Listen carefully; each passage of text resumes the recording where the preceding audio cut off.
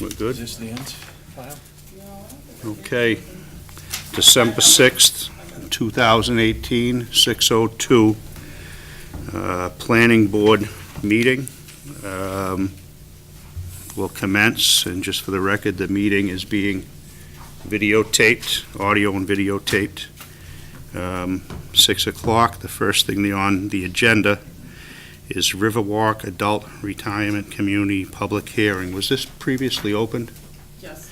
Okay, this meeting's previously open. Before any testimony, there's a couple of housekeeping items. I guess when this was first submitted, there was a question on using the planning board's typical review engineer, which we've had for the past 15 years. I had talked to the applicant at this time and didn't feel comfortable with it, thought it was, if it has anything with the appearance of impropriety, you stay away from. One of our members is involved in this project, so we thought of getting a different consultant. We initially put it out to bid and only got one response. The number seemed kind of high. The applicant and the applicants were a little, taken back by it, so we went out and put it out again, gave a little more time, and got a few other people that gave us bids to review this project that came in at very reasonable numbers. I know a lot of the board members, I don't want to spend a lot of time on this, but a lot of the board members got to review the bids, the resumes. I personally looked at the three of them.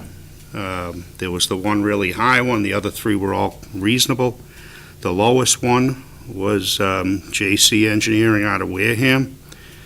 I reviewed his number, his scope of work, the other two consultants, their scope of work, their credentials.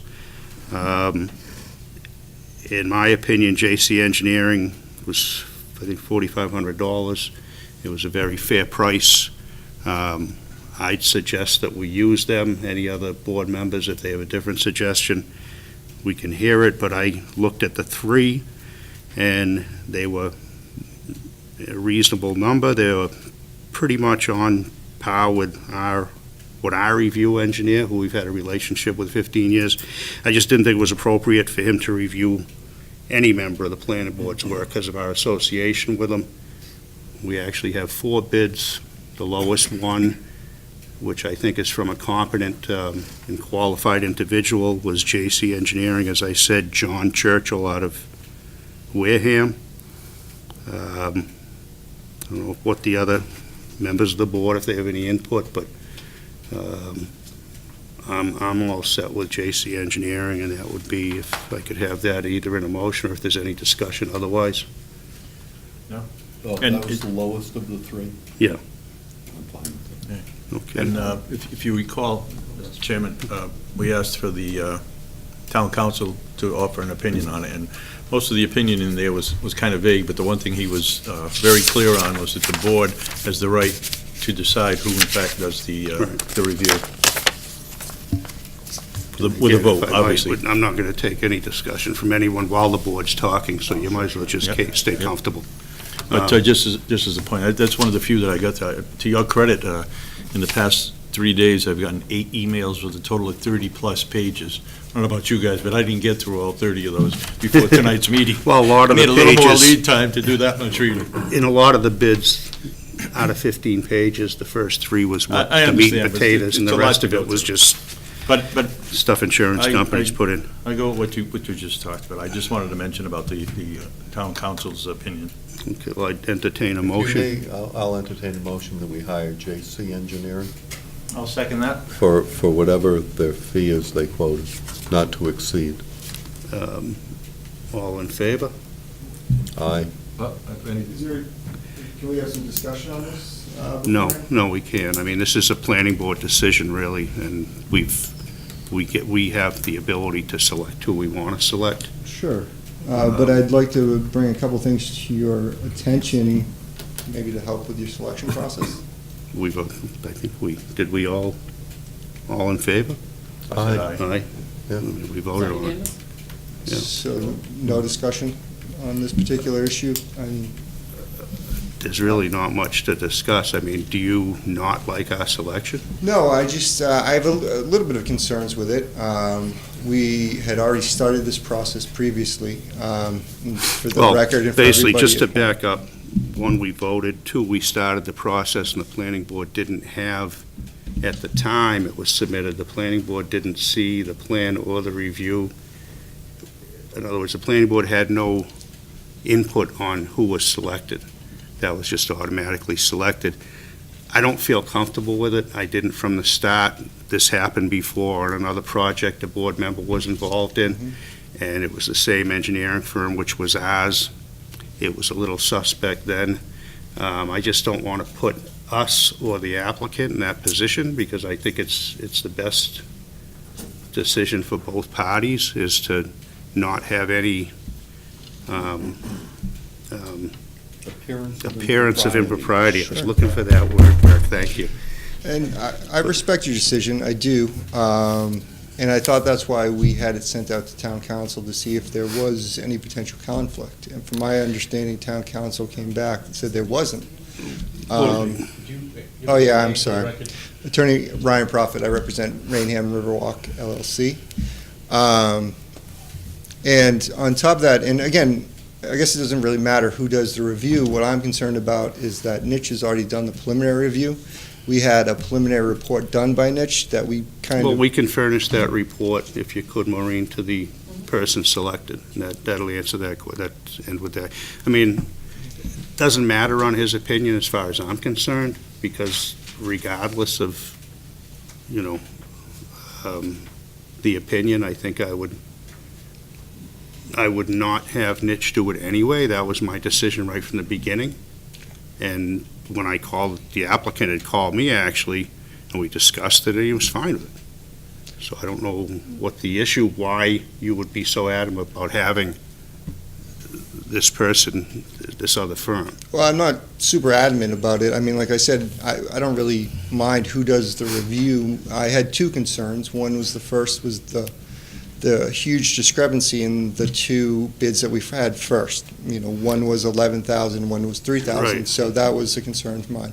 The concern I have tonight is just the fact that I don't want to delay this process anymore. We've already had a preliminary review done by Niche, and It's not gonna delay council the said there was process. no conflict, so that's where I'm a little confused. There was with me. So I really counsel as much, I respect him. And we asked for his opinion. Do we have to take it? Absolutely not.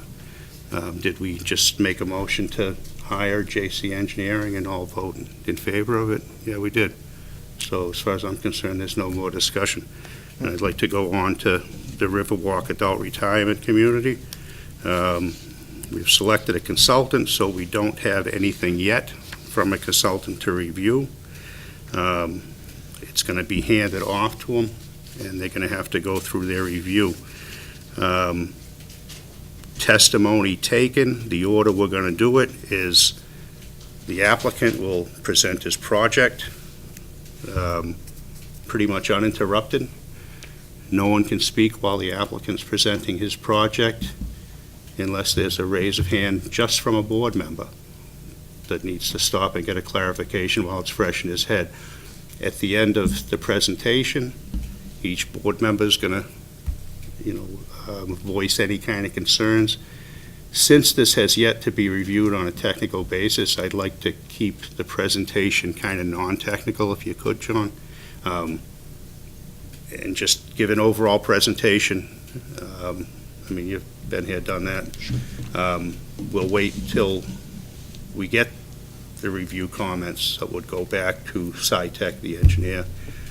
So right now, I'd like to hand it over to the applicant to do the presentation, and the board and the public can listen, and the public cannot speak during the applicant's presentation. The board members can speak at a show of hands, and then once you're done, then we'll open it to the board. Once the board's done, we'll open it to the public. So, Just one item. Wayne? I'm not sure if he gets that, given where that is. Can you see that chart all right? You all say, okay, he says he's good. It's just that she's in front of it, I wasn't sure. No, I have Maureen's head in the way, but no, nobody else does. Where lot 6 is. I'd rather look at Maureen. But if, There's so many questions.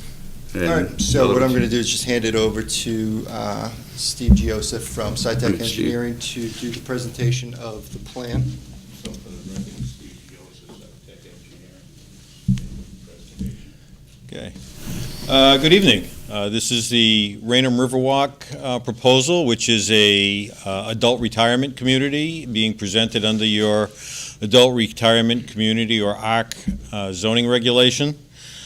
We have an exhibit on the easel here which depicts the proposed development. It is a 42-acre site located on the south side of Route 44. When you're looking at the exhibit, Route 44 is to the top of the exhibit. The Taunton River off to the far side away from me on this exhibit, so it forms our easterly border. Do we have laser? No, to give to, yeah. It may not work because I'm colorblind, but we'll give it a shot. So the Taunton River here on the eastern border of the site, Route 44 at the top, and Church Street forming a portion of the border on the west side. Here's the Ford dealership up on Route 44. And the proposal, as I said, is on a 42-acre parcel of land. The development proposes 49 adult retirement community lots. The lots are clustered along a roadway. Our primary entrance is here on our frontage on Route 44. Enters the site on a boulevard-style roadway, and that boulevard-style roadway comes in. We would have a gate, a security gate located approximately here at the entry point to the project.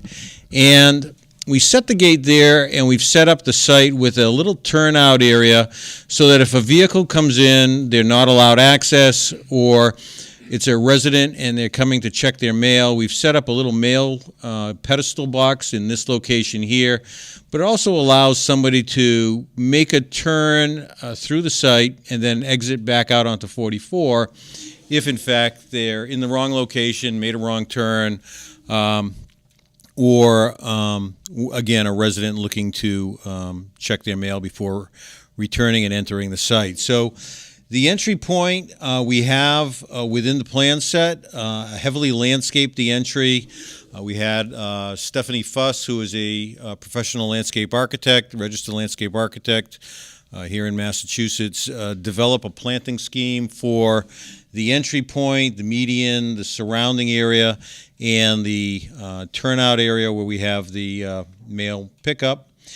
There are no driveway connections in this entry point portion of the project. We then enter the site through a security gate, and then the security gate brings us into what we have labeled as Wall Street, which runs through the site and then terminates out on Church Street. It's about 2,500 linear feet of roadway. And the initial block of lots, we have, as you come into the site, a common driveway to access a cluster of lots in this location here, and that common driveway also will serve as access to a community building and a small parking area located adjacent to Route 44. We then continue along Wall Street coming into the site, and we have lots clustered on either side, continuing through, and then we have a second roadway labeled as Park Avenue, about 550 feet long, which again has units clustered in this area here. The lots range in size from 10,000 square feet to 28,000 square feet. They all have a minimum of 50 feet of frontage. Once we get past the initial entry point, Wall Street as a cross-section is a uniform 20-foot paved surface with a paved sidewalk on one side of the street. Wall Street is proposed as 18 feet paved surface, and all of the pavement we've selected for this site is a porous pavement system. The purpose of the porous pavement is to provide a more green environment, get more recharge of surface water. The system is much more expensive to construct than conventional pavement. Because of the way it's layered, it has a stormwater storage layer below the surface, and then it has layers to separate that water from the paved surface, and it does allow recharge of water into the ground on the site. So that's our primary, yes. The porous pavement, are there any subdivisions in this area that use it? I'm not aware of any subdivisions. I know Mass DOT has used it on some state highway projects, and it has been utilized in the northeast of Massachusetts for over 20 years and has been extensively researched and tested by the University of New Hampshire. Because again, the primary concern up here is cold weather environment. How is that going to affect the function of the system? What are the maintenance criteria? So there's been a lot of testing and evaluation. I can check and see if we can find a example of a subdivision in the immediate area that might be something that the board members can go and visit as we move through this particular project. So I'll do some research on that for you, and I'll send an email into the planning office on that. Thank you. But as I said, that's our goal is to try and keep this a green development. Not only the roadway surface is going to be proposed as porous pavement, but also the sidewalks and the individual driveways. Maintenance, because this will be a private development, will be by a private on-site maintenance group that would be funded by the Homeowners Association for the project. So this is not a project that we would be looking for the community to maintain the overall road surfaces for the project. So in addition to the amenity of a community building, which we've set up with conventional parking and also parking for golf carts, understanding that in this type of community, a lot of the residents want to have a golf cart. They can go and visit other members of the community, but also be able to go to the community building. So we do have actually golf cart parking in addition to the conventional parking and bike rack in those areas. Understanding also that some of the residents may have RVs or boats. As we get closer to Church Street here, we've created a small buffered storage area for RVs and boats. That area is just beyond the second gate for the project. This would be a gated entrance also off of Church Street. And we've created a little turnout here as well so that if, again, someone comes into the project in this location, doesn't belong or doesn't get allowed access to the site, they can make a three-point turn with a T-type configuration we've created here and then exit back out to Church Street. Just as we've done the extensive landscaping at the Route 44 entrance, Stephanie has created an extensive planting and buffering plan adjacent to the residential properties here on Church Street. Within the plan set, there are plant species, and she's selected plants that will create buffering and also improve the aesthetics of the entry point in that location. Finally, for an amenity for the residents of the project, as we get close to the Taunton River in this location here, we are proposing to create a series of walking trails. Walking trails will be low-key. We're going to wind in between existing trees, so we're doing very little vegetation clearing. It'll be basically vegetation maintenance, a natural trail system. We would seed it to stabilize it initially and then just be able to mow it. But again, trying to keep it very low-key with no proposed grade changes. We've looked at the topography through that area, kind of wound the pathways along the topography so there's no major up and down slopes, but we are working with the topography, and we think it'll be a nice feature within the development for the residents. Back to the roadway and the drainage. Because when you get a more severe storm, the porous pavement surface will be exceeded in terms of its capacity. We are providing supplemental drainage in the form of deep sump catch basins with piped overflow in several locations along Wall Street. So that has been taken into account in the drainage analysis, which I'm sure your consultant will review and provide comment and input on as we move through the process.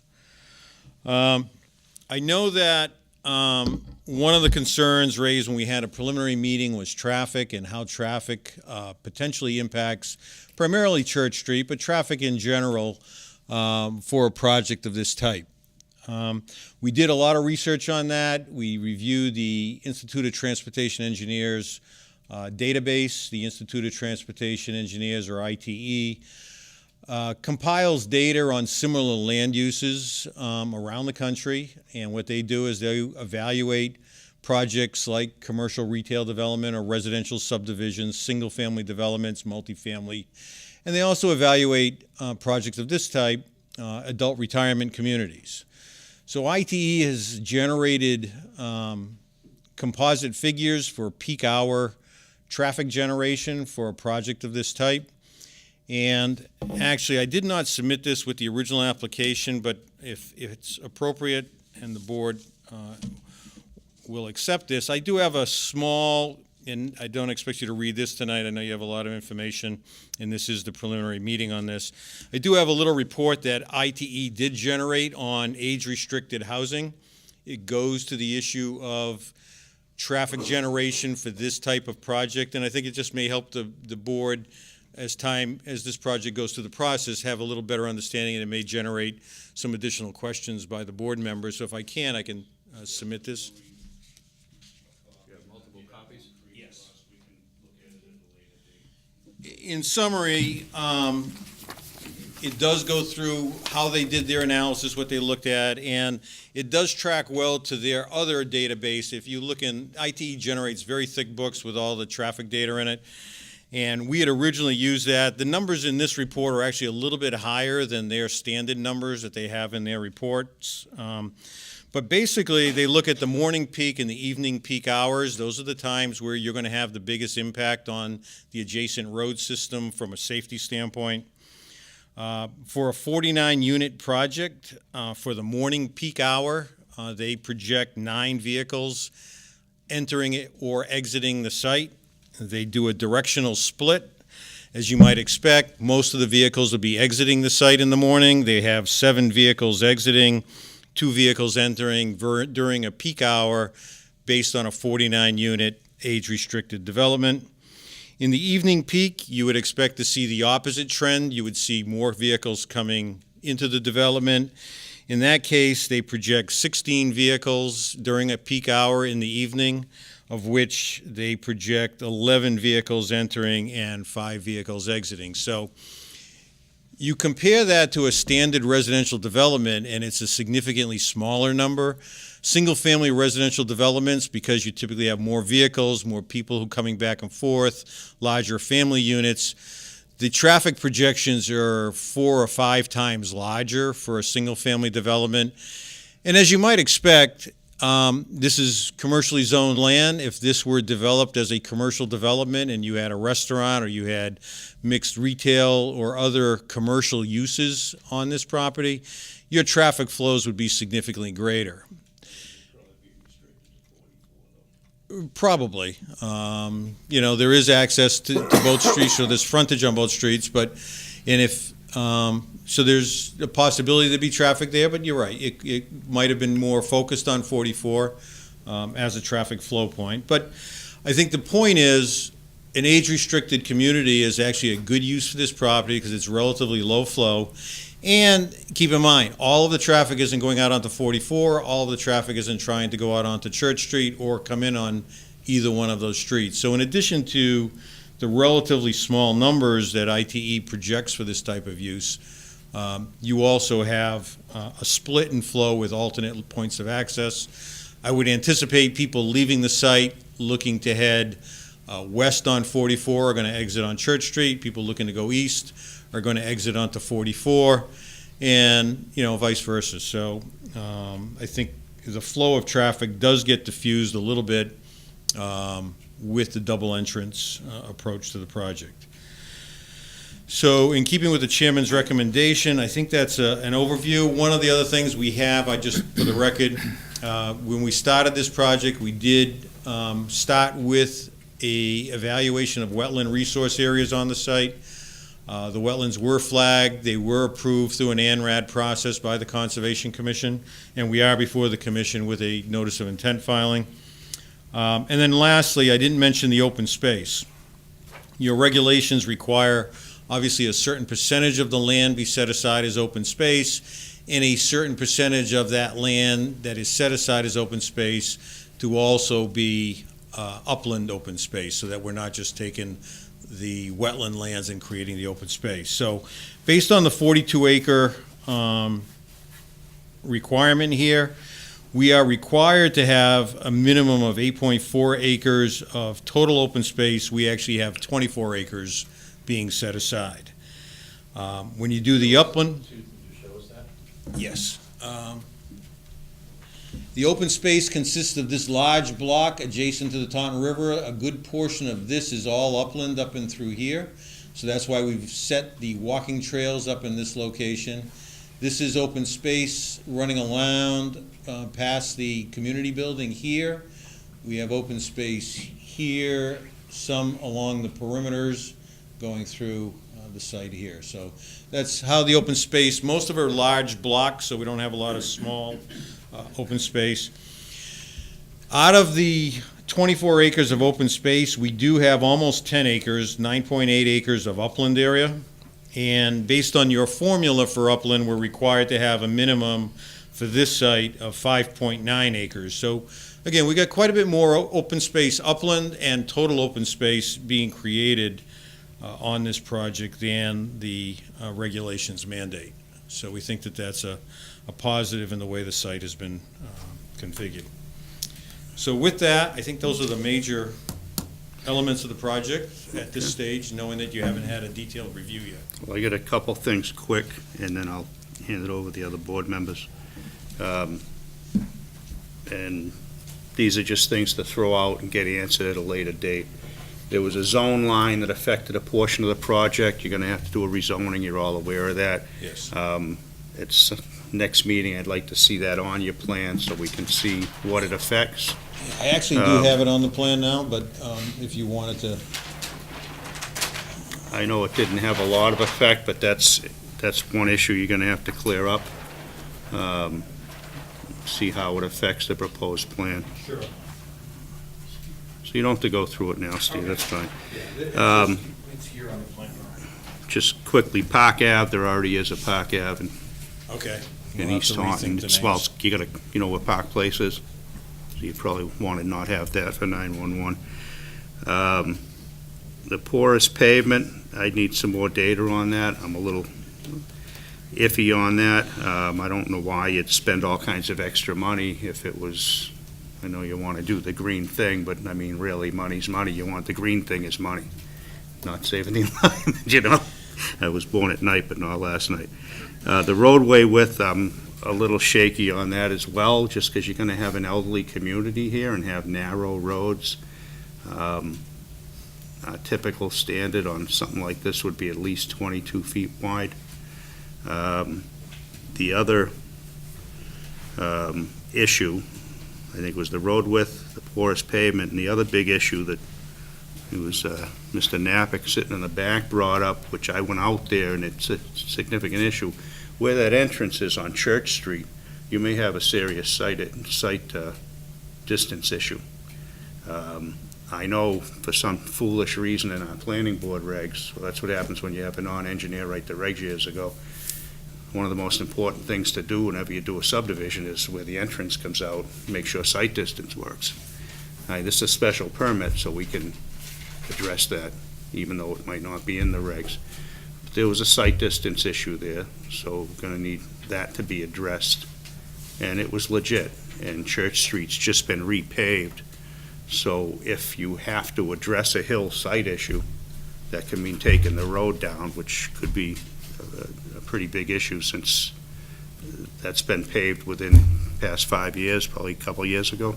If that. Doesn't Ed's letter speak to that? Ed's letter addresses it too about going out there, but a lot of times a site distance issue, you'll have to actually take the curse out of the road and take the hill out to correct the site issue.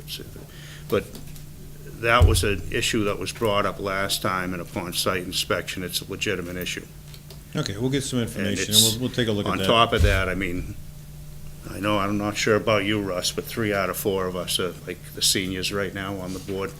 You know, we could have moved in here years ago. And I don't know how, I've seen John drive on King Philip Street, so I'm not gonna go into it, but I don't know if I'd want him pulling out here with that hill. Thanks a lot. You know, it was actually a rear end, it wasn't his All fault. right, just for everyone's information. But- I could live there. You have an elderly community coming out in a potentially dangerous spot there. Okay. So We'll get take a some look at information that, on and I know that will come up. That's all I had right now, and I defer anything else till it goes out to review. All right, just to answer on the porous pavement, there are some documents that we did include with the filing, it's in the report that we submitted with the plan, so there is some backup data on the porous pavement system in there. A lot of it generated by UNH, but again, it may help, and we'll see if we can put some additional data together for you. Just quickly, some of my issues off the top of my head. Okay. You're being sensitive green, but porous pavement, you probably gotta salt the hell out of it to keep the ice from freezing inside of it, because if the ice freezes, then what good is it? It's not porous. Yeah. There are a The number. soil that's below it, is that any good to drain? Is there any Yeah, data you there's have been on that? there's 'Cause, I been a mean, number of it's- test pits out if there. it's a inch and- swamp, it's inch and probably 2 got lousy to, soil. well, we've had inch and 2 to inch and 14 perk rates out there. Yeah, but these are a couple things. Sure. You know, I'm gonna wait and see what the review engineer picks up on and what his questions are, and then we'll see what happens. But these are questions I'm gonna have in the future, so. Okay. I just thought I'd throw it out, and now I'd open it to anyone on the board that would have anything. Yeah. Any questions, John? Couple of items. You took care of one of them for me that I was going to ask about the zoning issue. You mentioned sidewalks, one sidewalk on the side, curbed, Sidewalk on one side. granite curbs. We're showing, well, you can go to the cross section, I think we're showing Cape Cod berm. So 1 foot Cape Cod berm on both sides. Given the narrowness of the street, my preference would be for a curb, a granite curb rather than the berm. But that's my opinion only. Yeah, we're showing Cape Cod berm on both sides. And the reason we picked the Cape Cod berm when we're going to 20 feet, that gives you the ability, people have a greater tendency to be okay with, getting closer to the edge when it's a Cape Cod berm, because they're not gonna hit a vertical face Well, that's what I'm curve. worried about, if someone's on the sidewalk and it's just a Cape Cod berm. Well, there is a gap. Someone might take them out versus Yeah. the curb. And Yeah, okay. that was on my comment on that. The other thing is, and I looked to the rest of the board to refresh my memory, when we did the church, when the Church Street development was done, wasn't there some type of reserve, some portion of land that was turned over to watershed, something of that nature, that was supposed to be a nature preserve or We didn't- pathway for people to? We didn't, there was gonna be a walking trail and a pathway, and some of the abutters said they would prefer not to have it. There was gonna be a Okay. canoe ramp on the Aruda side. And the neighbors didn't want to open up a bunch of access to the river. They wanted to kind of maintain their privacy. And that project, part of the approval was that it had to have a deed restriction. It didn't specify what entity it would go to, a wildlands trust, the town of Raynham, but it had to have a deed restriction, Okay. development restriction, which I believe was Thought there was done. something, I just want to refresh my memory on Yeah. that. Okay, here's my opinion on traffic, if you would. If I lived there and I wanted to get out on 44, I'd never go out that front entrance, never, ever. I'd always go to Church Street. Why? There's a traffic light at the end of Church Street.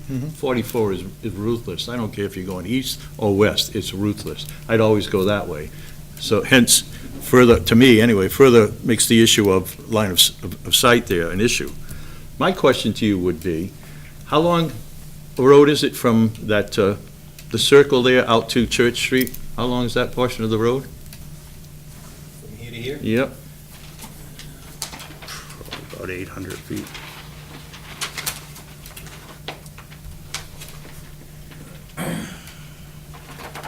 It was a half mile from 44 to Church. It's about 1,000 feet. 1,000 feet? Yeah. Now, before you go away, how much would the distance be from that same circle to Christopher Way?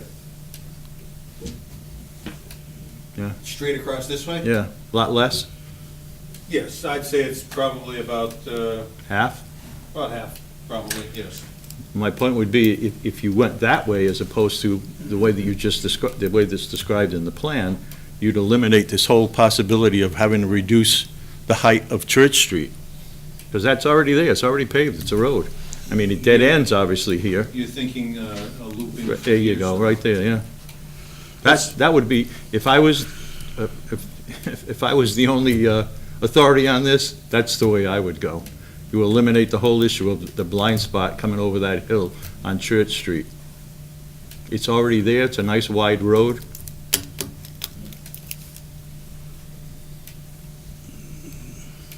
And as I said, my opinion is that the majority of the traffic is not going to use the 44 entrance. They're going to use the Church Street entrance, wherever it may be, because it's easier. You have the benefit of that traffic light. And that's all I have, Mr. Chairman. Yeah, look into that. Burke? What is the parking spaces out here? Are they some kind of porous something? Sort of, they're block. They were done because of Riverfront. What happened when this was done, you can only do so much square feet of impervious in Riverfront, and that's why they went with those blocks. Any idea how they work? They grow a hell of a lot of weeds, I'll tell you that. They look like crap. Yeah, I don't know, we've when used Cooch was those here, they types, looked better. we have used those types of blocks on commercial developments in the past. They, again, work in a similar fashion to the porous pavement, where there's if they're built correctly, there's a crushed stone base, creates a pathway for runoff to seep through. Used extensively in Europe. I think those particular blocks you have out there look like Echo Unistone blocks, and they're fairly popular, been around a long time, and very durable. Well, you're saving the environment by pouring a crap load of Roundup in them.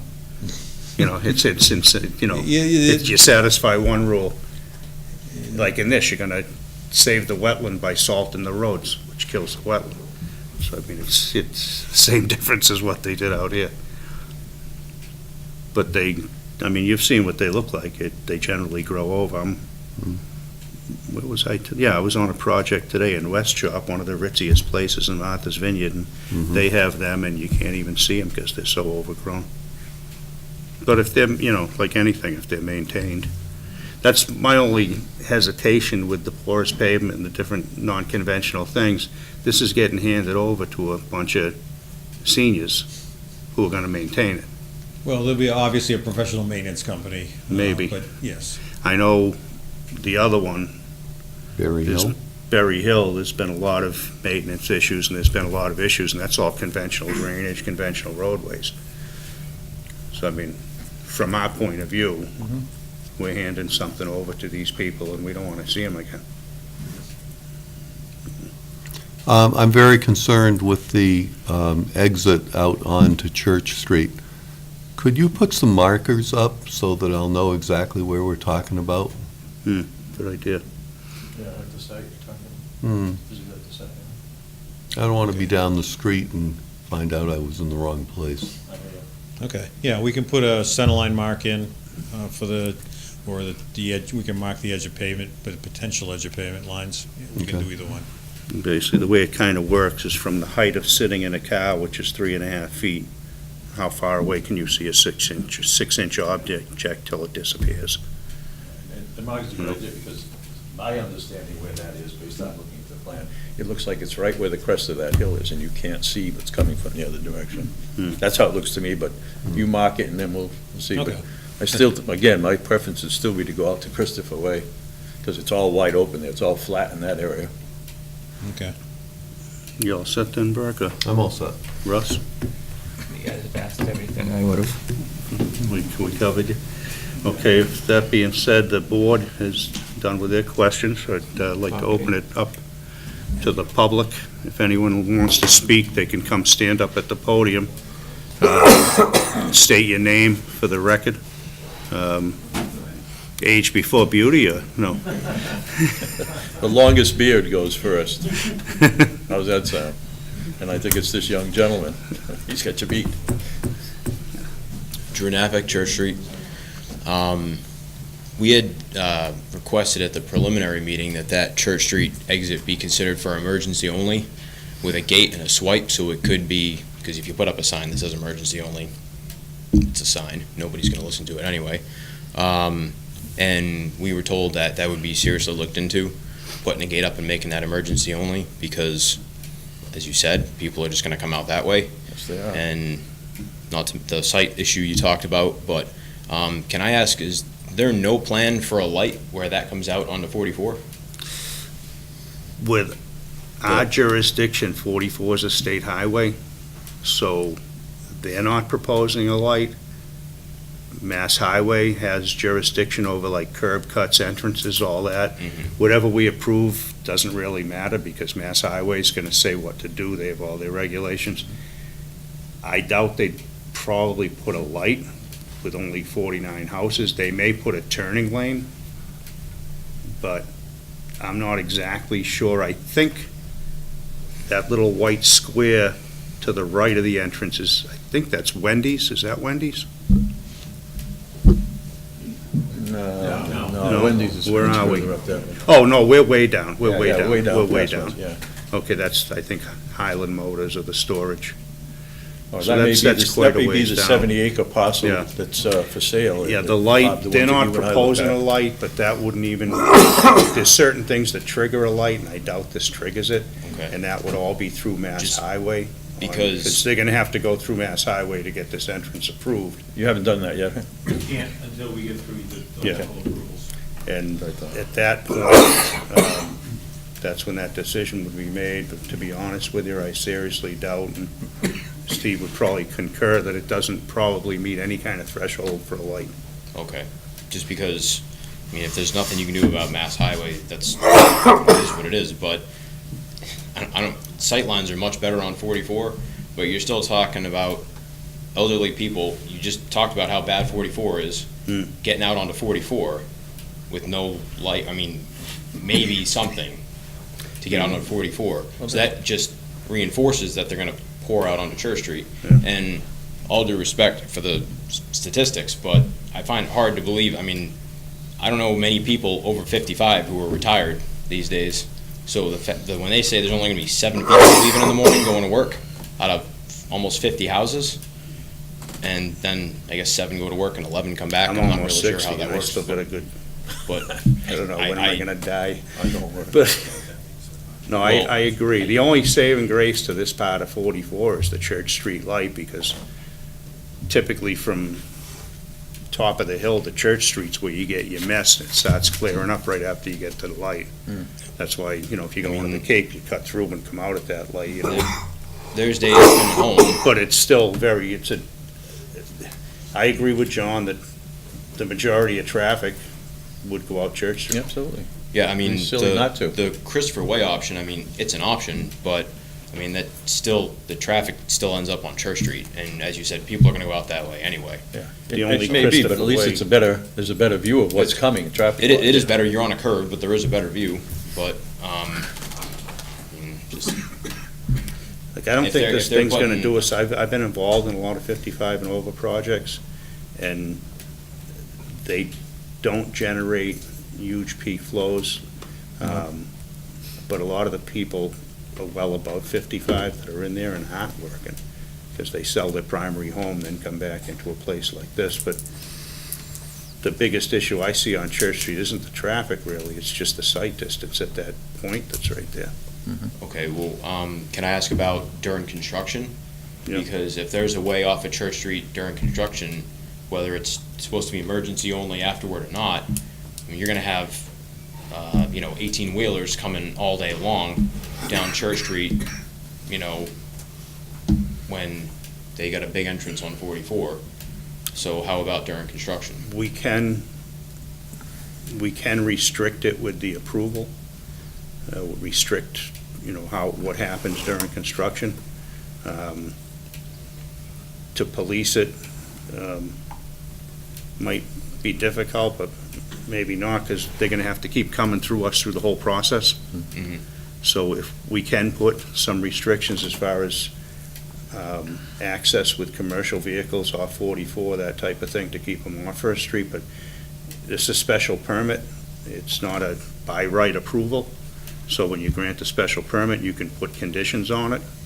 And that's why, even though site distance isn't in our subdivision regulations, we can require it. And we can require things like, how construction vehicles access the site, when they access it, that type of thing. But stay involved through the process and remind us of these things. Thank you. What a recourse if they keep on doing Just recourse, I guess you said about enforcement during construction or, after construction with any restrictions that are put on. I mean, is there gonna be a gate? I mean, I know he said about a gate in the interior for people who live there, but I mean, if you, and I'd like to mention too, that you're talking about peak flow for people who live there going in and out, but I mean, especially if you're talking about elderly community, you're not just talking about them going in and out. You're talking about people visiting, you're talking about post office, you're talking about Amazon deliveries, you're talking about Peapod grocery deliveries, you're talking everything. Everything can be delivered now. I mean, you literally can have anything delivered to your front door. So Even I mean, Wendy's. when Uber with fast food, you can order now. So we're not just talking about peak hours for people going in and out, going to work or whatever they're doing. We're talking about delivery for anything you can think of, and even at a higher rate. Hold on.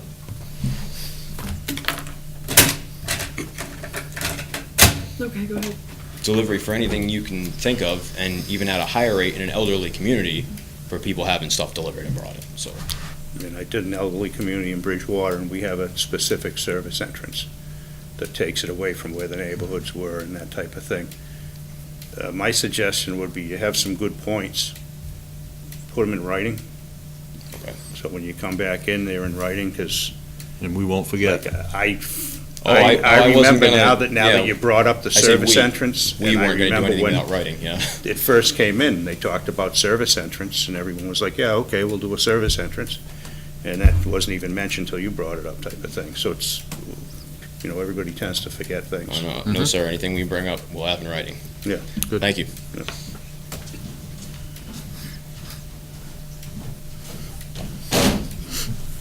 The short beard now. Scott Leonard, 618 Church Street, right across the way. My mom and I own 40 acres there. I'm concerned on a number of things. First of all, this big of a project being put into the area with no infrastructure changes whatsoever. Already we have a backup during your peak hours that come to our driveway with people waiting for that light. That light is traditionally short, so it doesn't back off until about 5:30 or 6 o'clock at night. The second part, if you're looking at flattening that hill, then that's going to change all the drainage, so the water comes onto our property. And it's already a low area there. When you take that hill down, that's going to force it all back onto our property there again. So it pretty much ruins that area for any kind of use in the future. Another issue is, what kind of illumination are we talking about for lighting the streets within the community there? I mean, that's part of the environmental impact study, I would assume, that just a street light in that area is taken away. But I remember being a kid, it was always dark in that area. My family's been on that property since 1840, and just a street light changed it significantly. Now, if we're looking at a whole community with major streets and 49 houses, I presume it's going to be lit, probably by sodium vapor or something similar. So that's going to impact, I mean, it's already tough with all the car dealerships on 44. That light impacts our house. This is right across the street. So Are there plans those are for things. lighting?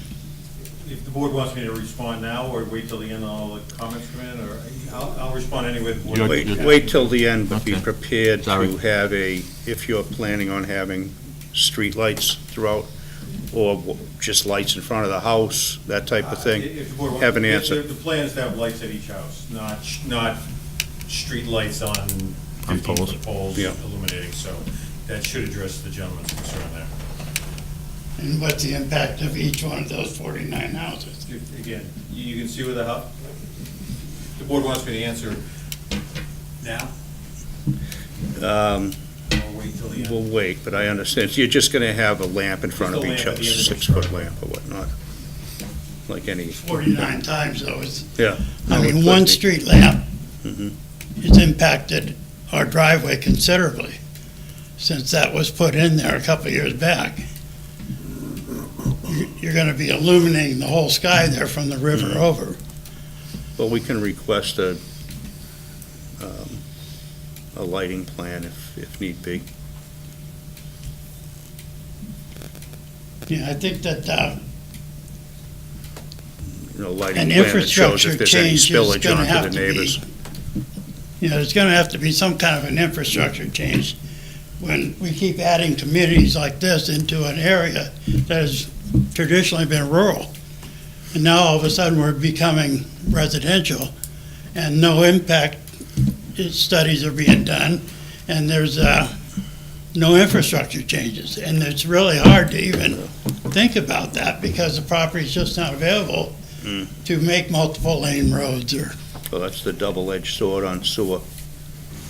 You bring sewer down the street, all this land that you'd never build on gets built on. Right. Happened Locust Street, Judson Street, all that, none of it perked, and now it's all houses. But And that's the double-edged sword you get. And that would be the other problem with taking that hill down on Church Street is you've got stumps right in that area that were just put in recently. Well, SciTech's gonna have to look at that and come back with whatever their findings are, and we'll have to look and see if we agree or disagree. But, I mean, my first look out there's an issue out there for sight distance. Yeah, Church Street is almost as miserable as 44 anymore. Because everybody is coming that direction. Yeah. And if they do put a casino in up there at Silveria, it's even gonna get worse. No, it's a racetrack. So, I have to go out and get the mail. It takes me sometimes 3 minutes just to get to the mailbox and then turn towards the traffic, and it's not gonna get any better. When there's a mail truck or a delivery truck on Church Street, there's gonna be a head-on collision there anytime, because people are moving so fast through there and they just swirl around. They don't see what's coming because of that hill there. Thank you. Anyone else?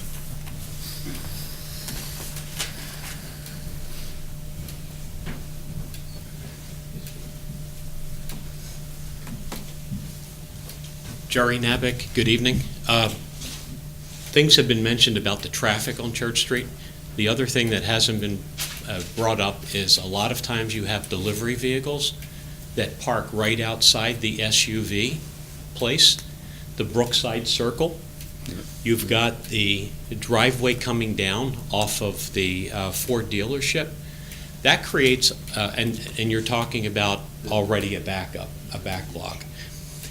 There are times where I've come off of 44 and you've got people riding your bumper, and when you come off of that, you've got delivery trucks parked right there.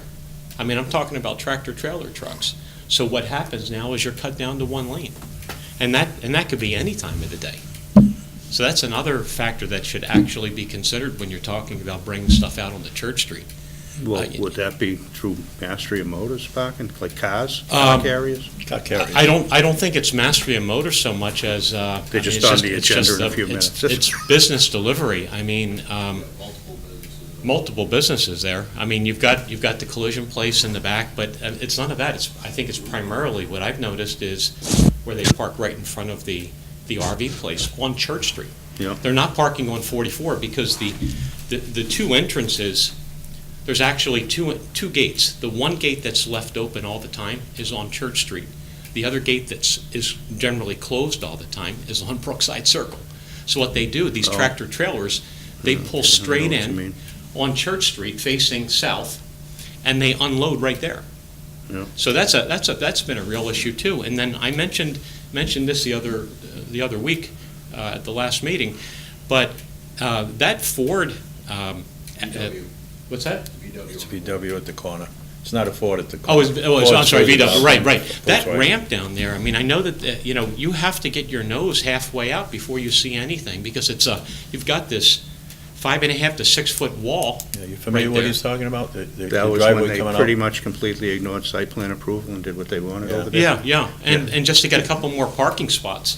And so now they have to put the car halfway out, and some of these vehicles that come out of the car dealership there, they're not, I mean, they're high cube vans, but they have to take a real wide turn.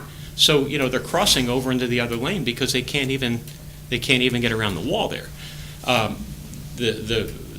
The visibility is probably not that bad when you're looking down south toward, South Church Street, but coming out that way. So it's a high traffic area during peak time, but business-wise, it's problematic too, and no one enforces it. And as you said, Mr. Gallagher, it's a raceway. I mean, Mr. Leonard has his mailbox on his side of the road, and he has to step into the road to grab it, but mine's on the other side. And I just told my daughter tonight, take a flashlight. Now I can move it over, but I'd still have to do pretty much the same thing, and it's crazy. So I have to deal with that little crest all the time when I back out, the crest that you're talking about. No, And at 50 miles, 60 miles an hour, and I'm telling you, they do it. I just backed out tonight coming over here, and as soon as I was backing out, somebody's flying up over, and but I do it all the time. My wife actually backs into the driveway so she can try to pull out. But it's those other aspects should definitely be considered when you're talking about the traffic at that corner and the business locations as well. Draws in the camel's back. Yes. Anyway, I'm done. Thank you. I agree with you, Thank thank you. you. I do a lot of driving on Church Street. A little further down on that chart, you would see the Raynham Food Pantry. So I'm over there quite often. They do move, as you said, they move down that road. And, it's car carriers, and a lot of times the RVs are parked on the side of the road there as well, and they force you over to the right. Yes, they are. I've never had an issue with coming out of the VW, but I've had issues where truck coming down this way, and the RV or the car carrier is on one side, and you have to stop, you can't go, they just won't let you by. Is there anyone you could talk to over there, Bob? As far as The RV place on their loading, parking? truck. The There's an thing is, although it's a problem there, it's preferable to what they were doing, and that was parking out on No, 44, but I mean, Brookside which Circle's was like 40 terrible. feet wide for crying out loud, Yeah, they could go down It's there. in bad shape, though. Yeah, it is, Yeah. very bad shape. But anyway. Driven over worse. Okay, if the public's all set, we'll end up continuing this. What happens from here on in is you don't get notified of any continuance. You only get notified and mail the first time. So from here on in, whatever we continue it to, you have to keep track of yourself. You can always call the office to make sure the meeting is still going to go forward, because at times applicants or our engineer may not be ready. So instead of wasting people's times, the applicant ends up continuing. My thoughts here are, this has to get sent out to review engineer, it has to get reviewed. You have Christmas and New Year's, you're going to get whacked for a week or so there. I'm thinking at best the first week in January, unless you think that we should go to the second week. I don't know, it's kind of, I mean, you're at the mercy of when our review engineer gets back, so we have to send it out, it's got to go back to us, it's got to go to Steve, Steve has to have time to respond, and then what other issues? I mean, I don't imagine it's going to be a one-meeting thing next meeting, but No. my suggestion's the first week, which is January 3rd. I think that's appropriate at this point, and obviously it'll be a moving target a little bit as The review engineer, as you said, it's the time of year, you're gonna lose some time in between with holidays and the like, so I think that's appropriate to go to January 3rd, if that's the Yeah. first meeting in January, and I mean, Maureen See and if Bob we're are closer at incredibly that point. efficient. This stuff will be to the guy in no time. But, so is that fine? How about, January 3rd? We'll put it at 6:10. We have something on at 6. If I may, we put it first, that would allow Dan to leave the room for, not be part of, but then come back in for the rest of it, rather than him being here for one item and then leaving and then coming Yeah. back again. Okay. Put it in for 6 and move the Form A to 6:10 or whatever. Okay. Does that Agree say, with make that, sense to yeah. everybody? Yep. Makes Yep, more sense? that Makes more sense. That would be, yeah. So I'm going to put that in a motion. I gotta Joe? check with the boss, though. Is that okay with you? Well, whatever you guys want. The Okay. formation take long though. Yep. Little one will take a while. Yeah. Yeah, you could get the Form A people in and out. All right, whatever, it's just a suggestion. I didn't want him to have to go back and forth. So you want to make a motion, we continue to 6:10? Okay. I'll make a motion, we continue the Riverwalk discussion till 6:10 on January 3rd. Second. All in favor? Aye. Okay, thanks for everyone coming in. Sir, can I say one more thing briefly? Yeah.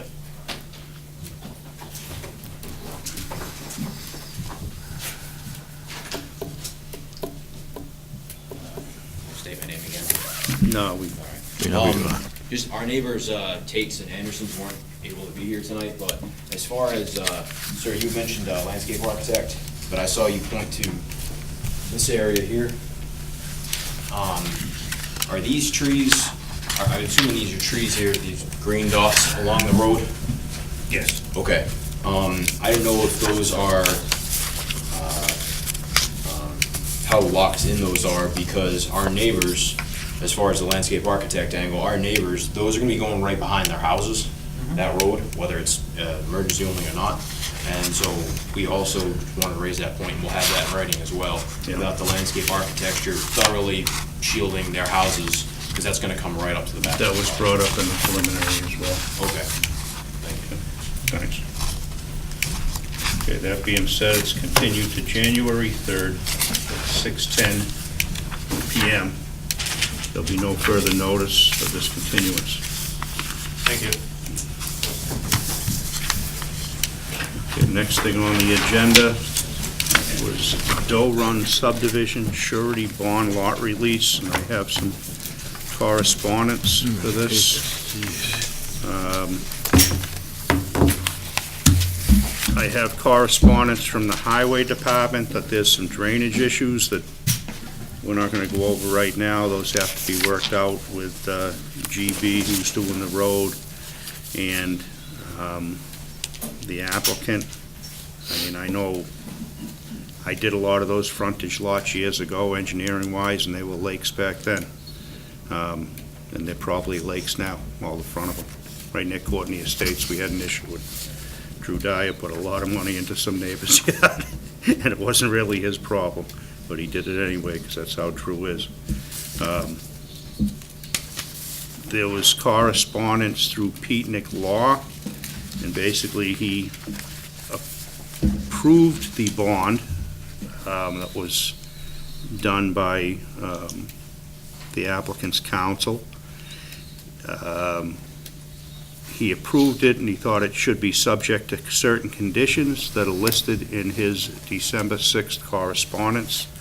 We also have a letter from Niche Engineering that sets an amount for the bond of $506,028. So we pretty much have everything in place. We have a bond amount. We have a bond that's accepted by our town council, subject to certain conditions. I've read through it, and it seems fairly straightforward that, and we also have a Form J covenant release that is set here with a performance guarantee. It has a lot left to be filled out. but I think we could actually accept Nich's bond amount and accept the applicant's attorney's bond with the conditions set forward in Pete Nick Law's December 6, 2018 email to Maureen McKenney. I don't know if you're there. Are you expecting a signature on the Form J tonight as well? So, Mr. Chairman, for the record, my name is Bob Shelmerdine. I do Yeah. represent the owner, John Noblin and Frank Campbell are here. We've worked out the form of the bond. The bond is right out of your online. I've reviewed it, sent it to your attorney, and he's sent it back with conditions. The only thing we don't have, the lots are filled out. I have a Form J here, which does have the exact lots. The lots that we're asking for to be released are all in Phase 1. Lots 1, 2, 3, 18 through 23 inclusive, and lots 25 through 27 inclusive. Those are 12 lots. They're filled out on this Form J. I have that. from Yeah, there's- Lot 1, Lot 2, Lot 3, 18. lots 18 through 23, lots 25 through Yes. 27, and just, So there's only 12 Have lots you in the looked at this first lot? phase. The first phase was revised a little bit in 2017, so that Lot 24 is actually in Phase 2. We do have this performance bond has the lots filled out as well. The only thing that we do not have right now is the signature of the merchant bonding company that we need. Mr. Noblin, who's the manager of the owner of Deer Hill Development LLC, has signed this. I'll deliver this to the board tonight. His signature's been notarized. I've actually got two originals of this. What we'd like is if the board, first of all, the niche estimate amount of $506,000 is agreeable to us. That's the amount of the bond. We're going to submit the signature of the applicant on the bond tonight. I'm going to give you copies of the Form J covenant release. So if the board could vote affirmatively on the Judith Niche estimated amount. All we're waiting for now is the bond company to sign this bond. We've sent this bond form to the bonding company. I've received an email back from the agent for the bonding company saying everything looks fine, they're waiting for some signatures themselves. If we could submit the bond form tonight and have, with my client's signature on it, have the board actually sign, a majority of the board sign the bond, performance bond as well, and have a majority of the board sign the Form J, and just hold it until we receive the bond company's signature. And if you look at the conditions that the attorney had suggested he suggested to approve the bond on the condition, number one, that the confirmation that the bonding company of the appropriate terms sign this, that the authorized signature of the representative of the bonding company the authorized signature be affixed to the bond, and then, of course, final approval just of whatever comes in from the bonding company through town council. So if we agree to all of that, if the board tonight could vote to approve Nich's estimate, sign both of these documents and hold them until the bonding company signature comes in, as well as approval by town council, that would be our request.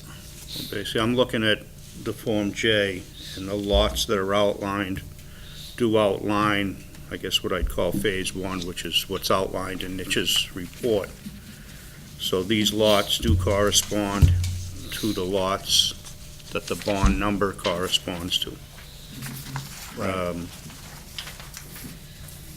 So Nich's bond of 506, we typically would agree with that, as they went out there and have Megan Circle and Ariana Way as part of their bond.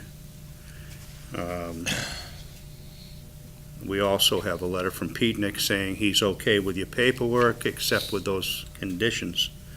And we're okay with those conditions. He can I review would it. not, what I would suggest is, we could take the vote and sign it as your request, but there is other documents here that have to be filled in, and I think that maybe Burke, if he has extra time, could make sure that's all done. Would that be an issue? Well, I don't mind Well, doing that, well, but town Bob? council's gonna do it anyway. Oh, town council fills all this part in? Well, no, he's gonna approve it, so Can I Oh, okay, I see get what you're you. referring to? What he's saying is town Covenant- council covenant wants release. to give a final approval. Right. So So- even with our signatures on, nothing happens till town council gives a final approval. So if what I think you're referring to, and Burke, you can read along with me if you could, there are some blanks. So this form is set up, it's a standard form. It's set up. No, it's not. What he's saying, let me just read your town councils. It says, one, confirmation by the bonding company of the appropriate terms and conditions set forth in the performance guarantees. That sounds like it's an authorized signature by the bond company. Right. Which is what you're saying you're gonna get. Right. And final approval by town council. So once this paperwork is completely filled out, town council's gonna say, okay, I agree to release it. this is recorded land, which is properly filled in. And this would be if it was land court, but it isn't, so it Correct. isn't gonna get filled in. Yeah. So actually, this paper's complete. Right. Okay. Oh, I see, okay. That's what I was trying to suggest. It's a standard form, so Yeah. it's both in the situation where it's just regular Yeah. registry No, I get or you, I land get you. court. In this Yeah, no, case, I get it's you. just regular I registry. get you. So basically, the top few lines which have document, certificate of title, none of that applies Yeah, it doesn't because it's, We could actually draw a line right through it it's if you not wanted land to. courted because it- land. Yeah. So if we to sign this, would it be today's signature and be held? Good. Well, Obviously, subject to town council's the review. rest of the board doesn't mind, I'm gonna make the motion then. I would make a motion that, one, we approve and agree with Nich's bond amount of $506,028. Second. All in favor? Aye. Okay, second motion would be that we approve the performance bond that was submitted by attorney Shelmadine and reviewed by town council Peetnick, subject to the three conditions as listed on attorney Peetnick's December 6th email to Maureen McKenney from the planning board, and specifically the condition number 3 that says final approval by town council would have to be acquired before this We document released the Form is J. released. And as approval on that, as part of that motion, we'd be signing this document as well. Second. All in favor? Aye. I have, if you could, this bond performance guarantee, the two copies that are in front of Maureen are actually signed by my client, so if the board could sign those, Okay. that would be greatly appreciated. Okay. And then the Form K would be fine. So you got two signatures, we're just waiting for the third. And What again, happened to your tripartite agreement? We're doing a bond. get rid of this mess. And I typed up the tripartite, And I reviewed it. which was from And I Paul had, Claude. I had a change to make in it. and I Oh, guess I won't sorry. bother. What are we doing about the significant surface flooding in the vicinity of proposed Ariana Way? I had said that that's something that GB and the applicant are gonna have to address.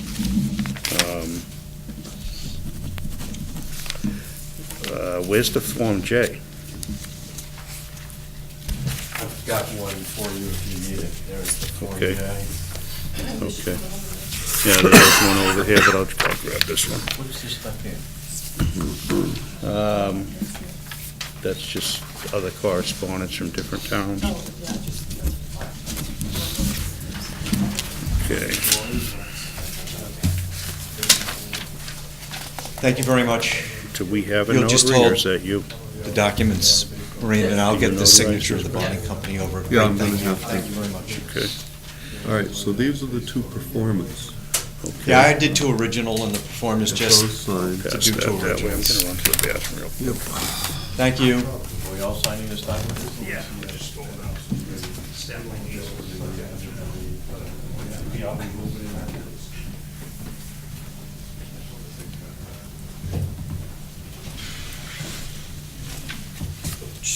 I understand why you're so quiet. There's a lot of talking.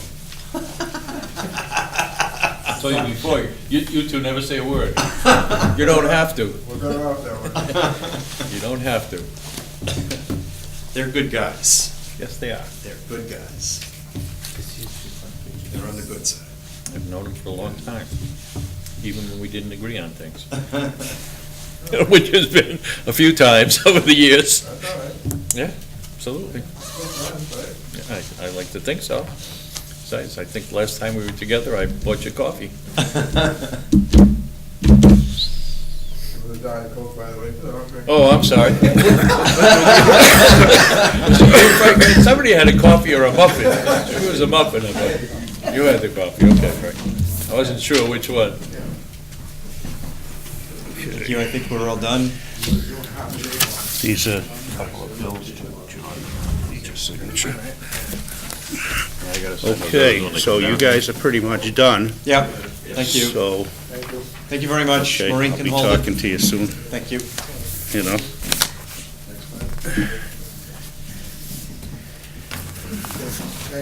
Good night. Good night. At Harry's, right, open bar? I haven't had a drink in like 3 or 4 months anyway, since the summer. It's been boring. I gotta wait till Memorial Day weekend like I did last year for my neighbors. My first scotch of the year. You gotta wait till Memorial Day to have your first drink? Well, that's what I've been doing the last few years. I go over Liddell's. It's my next door neighbor in Falmouth always has this couple of $300 or $400 bottles, This so is something that we messed up. I usually have my first drink Memorial Day weekend with Dave and Pages of the Cindy, Same document? and then I don't stop until Labor Day. I don't know if there was a No. clip on it holding it together. I don't have time. Plus, if I buy anything, You know that what? I got a it bunch here. has osmosis that happens at my house. Any beer, wine, anything goes through the floorboards into the kids down the basement. Funny how that works, huh? They're 420 friendly too. No, but next on the agenda, modification of Kia site plan. Something not happening on that, Maureen? I get that. I actually told the engineer not to come to the meeting because I was going to handle it myself. Okay. You okay with that? Yeah. We have an approved site plan under construction now, Kia dealership on 1550 New State Highway. And the modification basically is a very minor modification. They have an approved retaining wall that was designed to be flush with the parking lot, and then they were going to put a heavy-duty post and rail railing on top of that to prevent cars from falling over onto the adjacent property, which is the Salvation Army property. That modification basically is raising that retaining wall above the elevation of the parking lot, and they're actually going to put a decorative wrought iron railing on top of that, or wrought iron fence, if you will. So it's safer than the proposal before. It's a short section, and I figured we'd just handle it as a minor modification if you approved it, and then I'd have it documented on the final as-built plan. Yeah, I discussed this with Bob, and it was so minor, we were gonna just say okay and not hold them up, but we did have time and said maybe there should be a paper trail, and it should come in front of the board, just so it comes in front, and there's a paper trail and a plan. Makes sense. So you have a plan showing the modification? They do. It's actually a lot prettier product.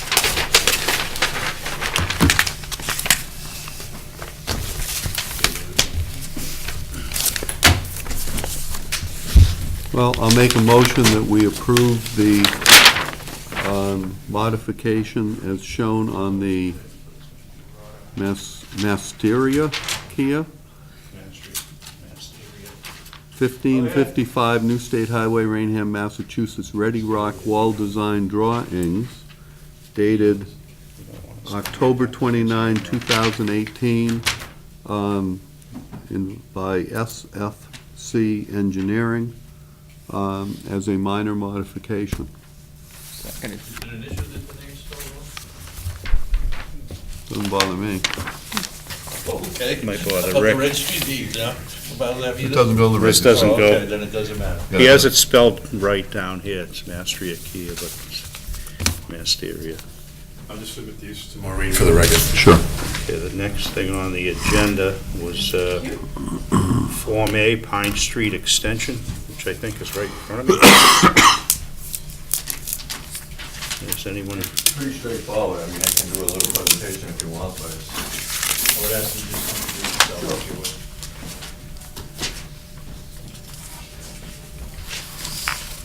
You need an easel? I'll just pull it up a second. I think that's to work. Hey, Jacobs Fiscal Engineering.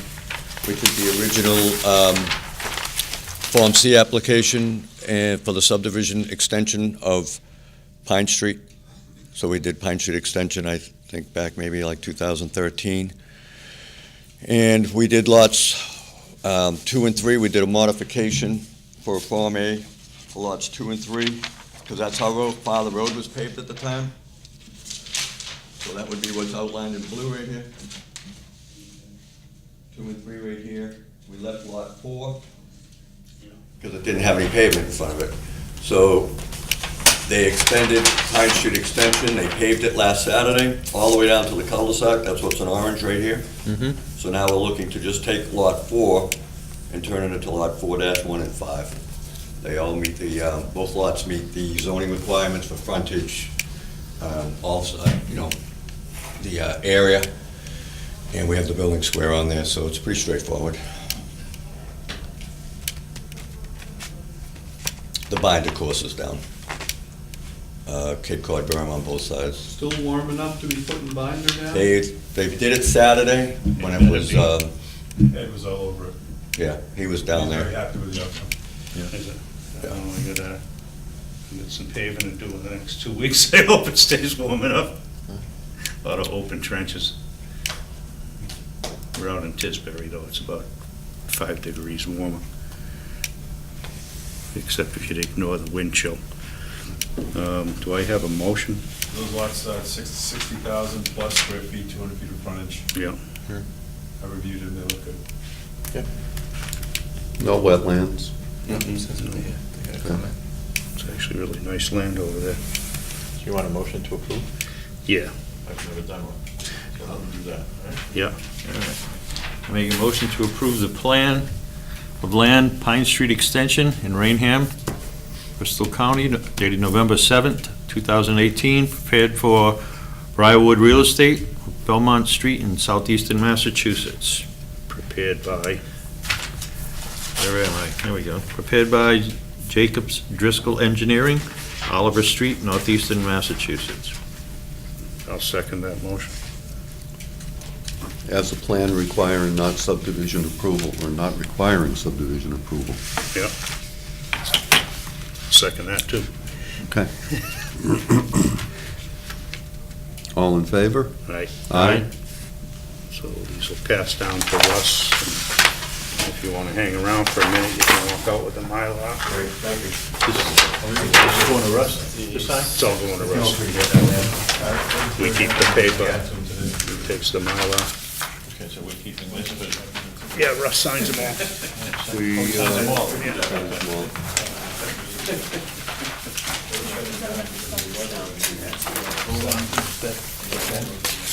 Is that the paperwork? Oh. This is Mylar pen. Okay, the next, this Dupuy, are you doing that one too? Yes, I told the engineer. Do you get like paid for representation here? Or? Well, they're minor, so I think the board had previously approved a extension to the parking lot at Dupree, Johnson & Johnson's with the relocation of the athletic fields.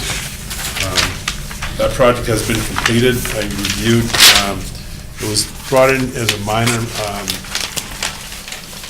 it was full site plan approval. They had originally had on their original site plan approval, the layout of this parking lot, but they never constructed it. You remember the fields were in this area, they relocated the fields. So this plan represents an as-built plan of the final product. The only thing it doesn't show is striping. The original plan showed striping on the soccer field, but there's no striping on it. Bob and I took a ride down here the other day. This thing is massive. It's very Huge very parking well lot. done. Yeah. And it seems to Thank you. be pretty much in conformance with the plan. Best thing is you don't even know this stuff is there, the way Yeah. this park's designed, you know? So it's here in front of you tonight to final approval. People wonder why another hotel's going up. Public road. Yeah, look at And that. then, I couldn't believe how they took it out. Oh, yeah, They It's have, massive back here. Control And it box just and keeps card getting readers bigger get and in. bigger every year. thing. Okay, It's actually, they control the access. I didn't realize it. so what, are we voting on anything on this? Just to Just to approve and accept the as-built plan. Okay, we have a motion to that effect?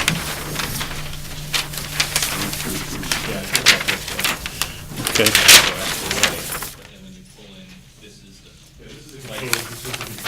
Actually, where it is a town road. The layout's kind of skewed, but. Well, I didn't realize you couldn't pull into that parking lot without it. okay. Yeah, it's only supposed to be an employee. Yeah. Land a plane in that parking lot. So Yeah. did anyone make a motion on this? You I did the last one, right? I'll do it. Okay, no, it's Russ's turn. Russ, make a motion, right?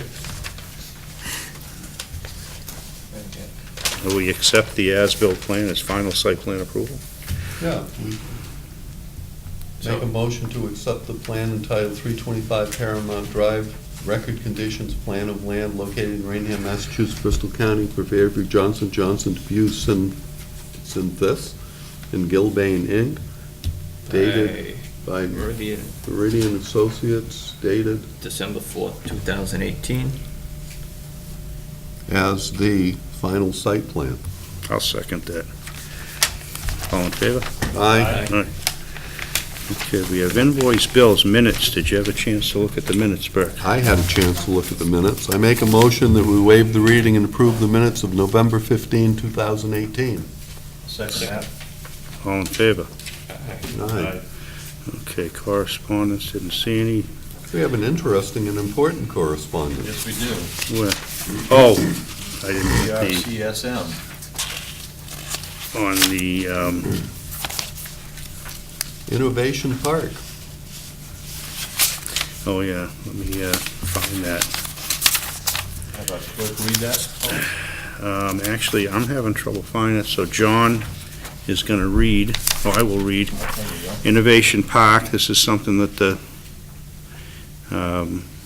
Matt Costa, people he's representing, Pam Manconi and the whole Judson Street crew, may be happy to know that we have a letter dated December 4th, 2018, by BRCSM, which is Brennan Recupero and 3 or 4 other lawyers' names,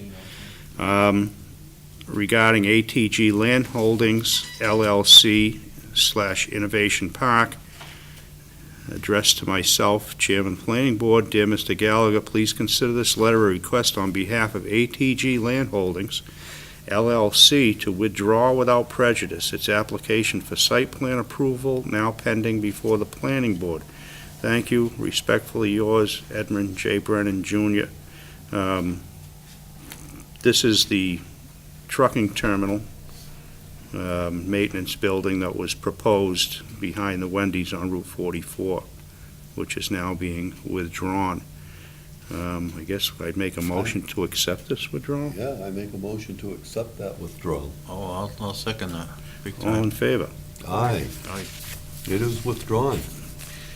Okay. And I had a question that I guess, I don't remember the answer. Do you know if are they gonna go back to their original proposal? Of That's the approved big as bid? of now. That's- Permitted also. Did he Is that pay right? the sewer? Did he pay the sewer guy on that? He has 4 building permits, and we've extended those permits for 2 times to keep him alive, so I would imagine he's gonna move forward with his original plan. That's right. I heard a rumor that the sewer was big bucks, and he was having an issue with it. They signed off for his building permit, so he must He must have have paid it. some kind of agreement with the sewer. Must have paid it. Okay, the only other thing I wasn't sure of, I saw the mixed-use overlay. Are we supposed to set a hearing date for that, or no? Or are we supposed to just send it to the selectmen? Yeah, so I think my only thing after you tonight is to bring you up to speed on that. The committee did finalize the document for the proposed zoning change for 138. We did submit it to the selectmen. The selectmen are going to have it at their hearing in probably 2 weeks, and I'll discuss it with them. I think after they digest it and then they decide whether or not to move it forward, it'll come to this board. And then at that point, you guys can schedule a public hearing. And if that happens, I'm thinking probably sometime late January. You'd have a public hearing on the new document that was changed after the 2 public forums that we had with the public. So just kind of keep you on top of that. You'll probably see it, if not at the January 20th meeting, I'll bring it to you at the first meeting in January. We'll set up a meeting for sometime after that. And this wouldn't be something that, it would be on the Springtown meeting. Like typical zoning articles will be on the It's a annual, zoning if it goes. targeting the Springtown meeting, exactly. So that's all you have, Robert? Yeah, we covered everything else. Thank you. Okay. I guess if that's the case, I'd make a motion to adjourn. You don't want to hear You about might hurt Serpent? the feelings of Serpent, the okay. Serpent Yeah, representative. come on, guys. Sorry, I John. go to every single meeting without fail. You're not going to just walk away from it. It was a very quiet meeting. The one item that you brought up that's worth mentioning is, on this TIP program where they come up with these big projects and so forth, well, the state gets a lot of real big projects, okay, and it takes a lot of time to go through them, and they got to decide which one and so forth. What they're asking for is, hey, guys, how about 1 million, and by the way, by state standards, $1 million and $2 million projects are small projects to them. They want to get more of those in there, so I'm going to go talk with, Ed Buckley, see if he's got something. I mean, it can't hurt. They also gave us more information, I reported on this last time after the Serpent meeting, is this Safe Routes to School program. The state has come up with, I don't know how many millions of dollars, that towns can apply for, things like wider sidewalks, better crosswalks, that type of stuff. You can't use it to improve the school building in any way, so forth, but things like getting to school, maybe there isn't a sidewalk there, and they'll pay to put in a sidewalk, that type of stuff. So I had given the information to Derek Swenson before, and I've got some new information on deadlines and so forth, and I'll forward that to him as well. Yeah? Okay. And other than that, they had nice chocolate chip cookies. They always do. I make a motion that we cancel the December 20th, 2018 meeting. I'll second that. Bah humbug, Berg Fountain. And you want to open it for discussion? You better not. Look at that. No There's further a message discussion. there. There's a message there. Actually, we don't have anything on We don't for have it. anything on. No. Yeah, because it was Innovation Park. Call for a vote, Mr. Chairman. I think we did. You can write that down. That's unanimous, isn't it? Yeah, Oh, yeah, absolutely. Actually, I'll stop you. Very good. I'm in Florida. I voted twice. My dead side, my live side. Oh, there you go, yeah. Boy, I'm finally gonna be able to make a meeting the 20th.